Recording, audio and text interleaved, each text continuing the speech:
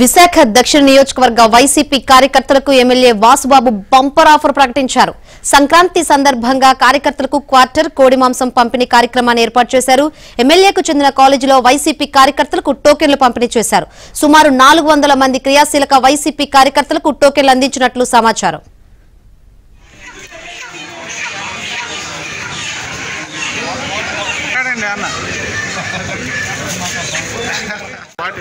ఒకసారి చూపించండి.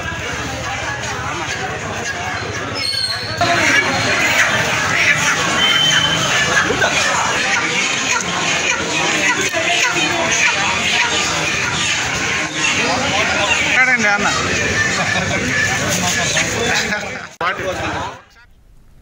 విషయం తెలుసుకున్న పోలీసులు ఎమ్మెల్యే వాసుబాబు కాలేజీ వద్దకు వెళ్లడంతో తలుపులు మూసివేశారు. 2 మద్యం బాటిల్స్ కన్నా అదనంగా ఉంటే గతంలో కేసులు నమోదు చేసిన పోలీసులు ఎమ్మెల్యే వాసుబాబు కార్యాలయంలో భారీ ఎత్తున మద్యం బాటిల్స్ ఉన్నా చర్యలు ఎందుకు తీసుకోలేదని స్థానికులు ప్రశ్నిస్తున్నారు.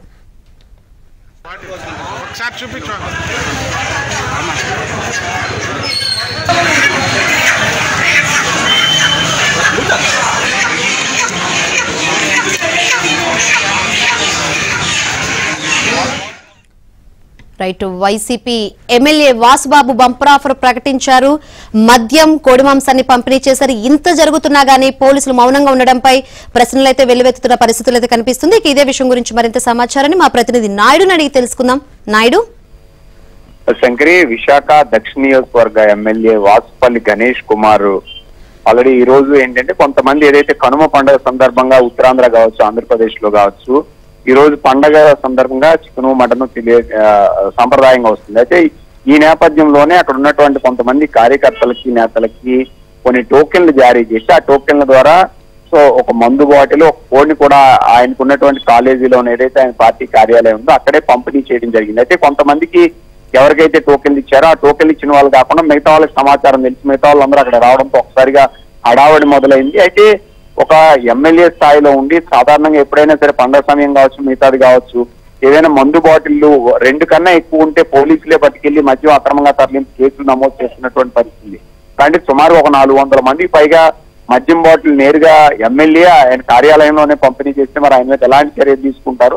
సో ఈ సంస్కృతి సరైనది కాదు అనేది చెప్తున్నారు. మరోవైపు ఎన్నికల నేపథ్యంలో గత ఏడాది కూడా ఇదే నియోజకవర్గంలో ఇలాగే కోడి మందును కూడా పంపిణీ చేసినటువంటి పరిస్థితి. ఇప్పుడు ఇక్కడ సోషల్ మీడియా వచ్చి ఇక్కడ లోకల్ వాళ్ళంతా కూడా ఖచ్చితంగా కోడి క్వార్టర్ని ఈ సంక్రాంతిలో ఉన్నటువంటి కనుమ పండుగ సందర్భంగా ఎమ్మెల్యే కానుక పంచినటువంటి పరిస్థితి, దీన్ని ఇప్పుడు వైరల్ గా మారినటువంటి పరిస్థితి. అయితే అదే సమయానికి పోలీసులకి కొంతమంది సమాచారం ఇవ్వడంతో అక్కడికి వచ్చేసరికి డోర్ లాక్ చేసి పూర్తి స్థాయిలో నిలిపివేసినటువంటి పరిస్థితి అయితే కనిపిస్తుంది. అయితే పోలీసులు కానీ మిగతా వాళ్ళ మీద స్థానికులు కానీ అక్కడ ఇతర పార్టీ నేతలు కానీ నార్మల్ గా మద్యం బాటిల్ 1 కన్నా 2 కన్నా ఎక్కువ ఎవరైనా కేసు నమోదు చేస్తారు. అలాంటి ఇన్ని బాటిల్ ఆయనకి ఎలా వచ్చాయి? సో ఇది ఇచ్చిన వాళ్ళు ఎవరు? వీళ్ళ మీద ఖచ్చితంగా చర్యలు తీసుకోవాలి.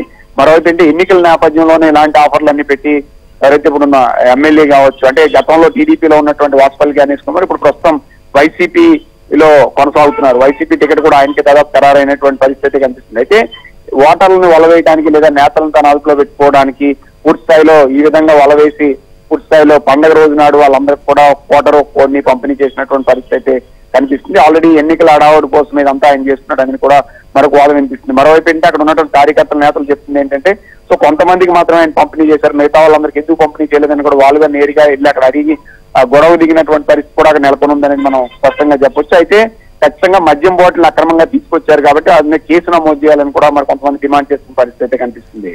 Right, thank you Naidu.